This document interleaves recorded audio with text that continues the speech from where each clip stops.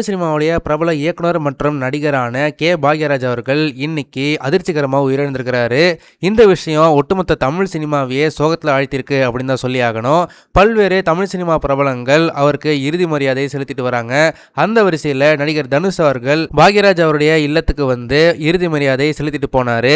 அந்த இறுதி மரியாதைக்கு வரும்போதே ரொம்பவே அழுதுகிட்டே தனுஷ் அவர்கள் உள்ள வந்திருக்கிறாரு. சில நாட்களுக்கு முன்னாடி அவர் கொடுத்த ஒரு பேட்டியிலுமே என்னை பொறுத்த வரைக்கும் பாக்யராஜ் அவர்கள் தான் திரைக்கதை மன்னர் அப்படின்ற மாதிரி அவர் சொல்லியிருந்தாரு. இந்த விஷயத்துல இருந்தே நம்ம தெரிஞ்சுக்கலாம் பாக்யராஜ் மேல தனுஷ் அவர்கள் எவ்வளவு ஒரு அன்பும் மரியாதையும் வச்சிருந்திருக்கிறாரு அப்படின்னு. இந்த விஷயம் தான் இன்னைக்கு அவரை எமோஷனல் ஆக்கியிருக்கு.